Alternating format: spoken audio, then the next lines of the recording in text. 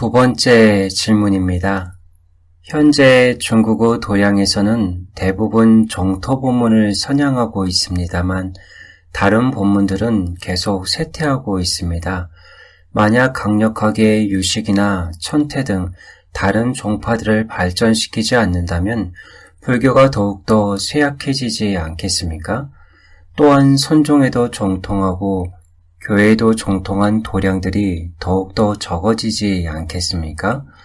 이 외에 불법을 연구하는 데에 있어 무량수경이나 아미타경뿐만 아니라 다른 경전들도 반드시 읽고 공부해야 되지 않겠습니까? 답변. 석가모니 부처님께서 이 세상에 출현하신 목적은 바로 널리 중생을 제도하시기 위함이셨는데 널리 중생을 제도할 수 있다면 부처님께서 세상에 출현하신 목적이 달성된 것입니다. 그런데 만약 우리 중생이 불교를 공부하지만 극락세계에 왕생하지 못하고 죽은 뒤에도 여전히 계속 윤회하게 된다면 설사 선종과 교정에도 통달하고 경전들에 깊이 파고들어 84,000 법문을 다 통달한다고 해도 그것은 석가모니 부처님은 목적이 아니며 또한 우리가 불교를 배우는 목적도 아닙니다. 왜냐하면 일단 한번 윤회하게 되면 이 생에서 배운 것들이 다음 생에서 반드시 기억할 수 있는 것은 아니기 때문입니다. 더군다나 우리는 업력에 따라 윤회하게 되는데 만약 지옥에 떨어진다면 오직 고통만 받게 됩니다.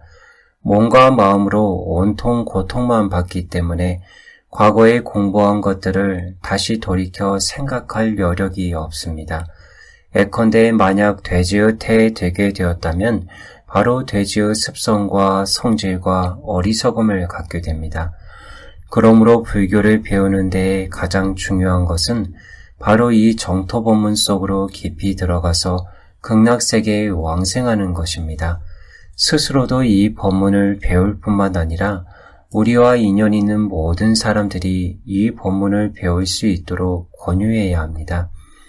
이 법문을 배울 수 있으면 그것이 바로 큰 지혜이며 장차 이 법문을 널리 전파할 수 있으면 그것이 바로 대자대비입니다. 여러분이 만약 이 법문을 배울 수 있으면 여러분은 바로 큰 성금과 큰 복덕을 지닌 것입니다. 모든 경전은 법이 소멸되는 시대가 이르면 전부 다 소멸되지만 오직 이 정토법문을 선양하는 무량수경만은 소멸되지 않습니다. 이 경전이 소멸되지 않는다는 것은 모든 경전이 모두 소멸되지 않는다는 의미와 같습니다. 왜냐하면 모든 경전과 논서의 목적은 우리를 해탈케 하는 것이므로 우리가 만약 해탈할 수 있다면 모든 경전과 논서의 목적이 달성된 것이기 때문입니다. 그러므로 경전에 깊이 들어가지 못할 것을 걱정할 것이 아니라 오직 왕생하지 못할 것을 걱정해야 합니다.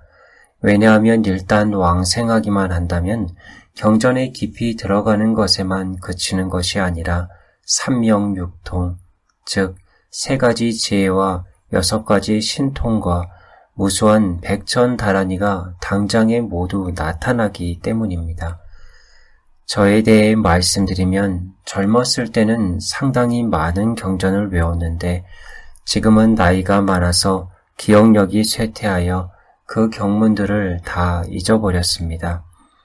세세생생 동안 제가 출가를 해본 적이 없다가 금생에 이르러서야 비로소 출가한 것은 절대 아닙니다. 고승으로 지냈을 때는 경전을 깊이 연구했던 적도 있었을 것이고 모든 선한 일들도 다 해봤을 것입니다. 그리고 천상에도 태어나 봤을 것입니다.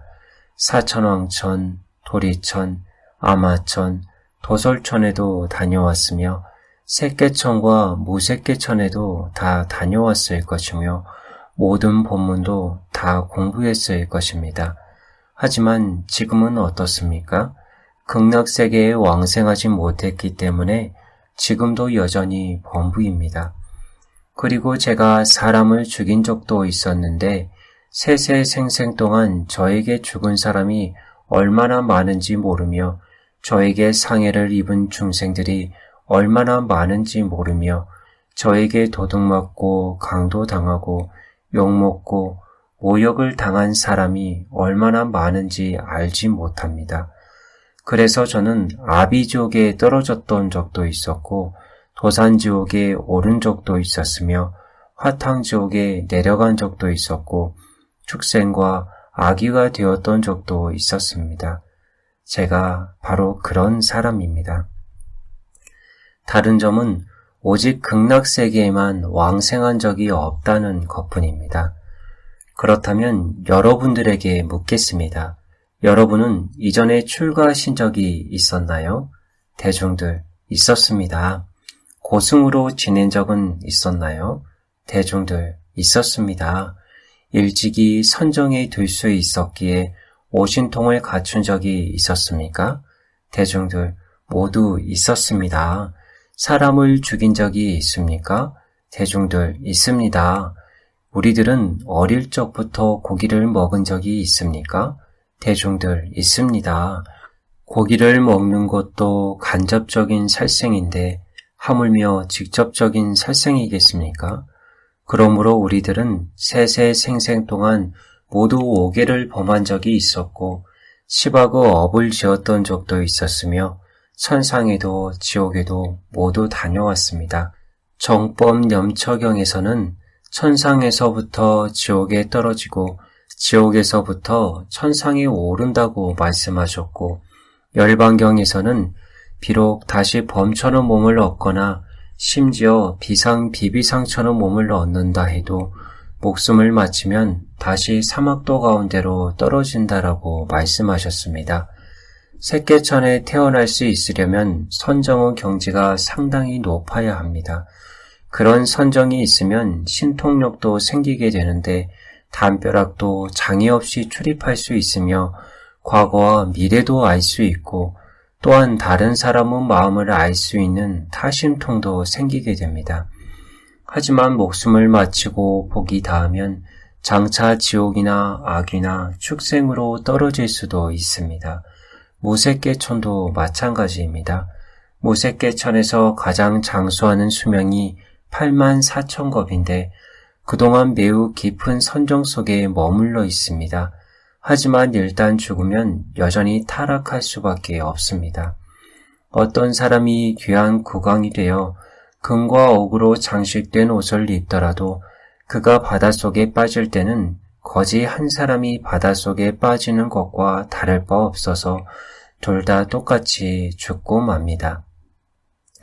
이 말의 의미는 만약 3계 육도를 벗어나지 못한다면 우리의 운명은 모두 마찬가지라는 것입니다. 선인이든 악인이든 출가자든 재가자든 마찬가지입니다. 반드시 생사윤회에서 해탈할 수 있어야 비로소 궁극적인 길이 되는 것입니다. 그러므로 우리들은 이러한 지혜가 있어야 합니다. 다른 법문은 배울 필요가 없으며 널리 전파할 필요가 없다고 말하는 것은 아닙니다. 그것도 여전히 필요합니다. 예를 들어 우리가 염불만 하면 되는 게 아니라 여전히 최선을 다해 인륜의 도리를 지키고 자신의 책임을 다하며 삿된 생각을 방지하고 진실한 마음을 가져야 하며 모든 악을 짓지 말고 온갖 선을 받들어 행하며 또한 다른 교리들도 이해해야 합니다. 다만 우선시되는 것이 있고 부차적인 것이 있습니다. 가장 중요한 것은 먼저 이 정토 교리를 이해하고 난 다음에 한 구절 명호를 마음속에 굳게 지니는 것입니다. 그리하여 먼저 생사의 문제를 해결하고 나서 다른 것들은 각자의 인연과 능력에 따라서 하시라는 겁니다. 이와 같이 할 수만 있다면 다른 일들도 물론 할 수만 있다면 좋겠지만 할 수 없다 하더라도 유감은 없을 것입니다. 왜냐하면 때가 되면 이러한 모든 것을 다 잊어버리기 때문입니다. 우리가 나이가 들었을 때 만약 정신이 맑고 귀와 눈이 밝다면 그건 너무나 큰 축복입니다. 그렇지 않으면 수명이 긴 사람일수록 대부분 치매에 걸리게 됩니다. 우리들의 아리아식 안에는 3장 12부 경전이 조금 더 빠짐없이 모두 저장되어 있기에 극락세계에 이르러 아미타불을 뵙게 되면 모두 열리어 완전하게 갖추어지게 됩니다. 마치 석가모니 부처님께 없어 새벽별을 보시기 전에는 범부였지만 한번 새벽별을 보자마자 단박에 삼명육통과 백천다란이를 갖추시어 즉시의 천상천하에서 가장 존귀한 제1호 부처님이 되신 것과 같습니다. 그러므로 우리는 아무것도 모르는 것을 두려워할 것이 아니라 다만 우리가 왕생하지 못할까를 두려워해야 하며 우리가 널리 중생을 제도하지 못할까를 두려워할 것이 아니라 다만 성불하지 못할까를 두려워해야 합니다. 왕생하면 반드시 성불하게 되어 있고 성불하면 틀림없이 널리 중생을 제도하게 되어 있습니다. 아무튼 모든 것은 먼저 왕생하고 나서 보자는 말입니다. 그렇지 않으면 무상이 시시각각으로 우리 곁에서 우리를 기다리고 있는데 외출했다가 자동차에 부딪혀 죽을 수도 있고 비행기를 타다가 비행기 사고를 당할 수도 있으며 차를 타다가 자동차 사고를 당할 수 있습니다. 따라서 우리는 오로지 이 정토법문을 배워야만 비로소 진정으로 마음이 편안할 수 있는 것입니다. 무상에 대한 관찰이 매우 깊은 사람이라야 착실하게 불교를 공부하는 사람이라 말할 수 있습니다. 왜냐하면 무상에 대한 관찰이 깊을수록 그 사람이 열심히 정진하도록 동기부여가 되고 그 사람이 현생에서 해탈할 수 있는 법문을 찾을 수 있도록 자극을 주게 되기 때문입니다. 만약 무상에 대한 깊은 관찰이 없다면 그는 노력을 하지 않고 느긋하게 이리저리 찾아 헤매면서 하루하루를 허비하다가 정말 무상이 닥쳐왔을 때는 이미 늦어버리게 됩니다.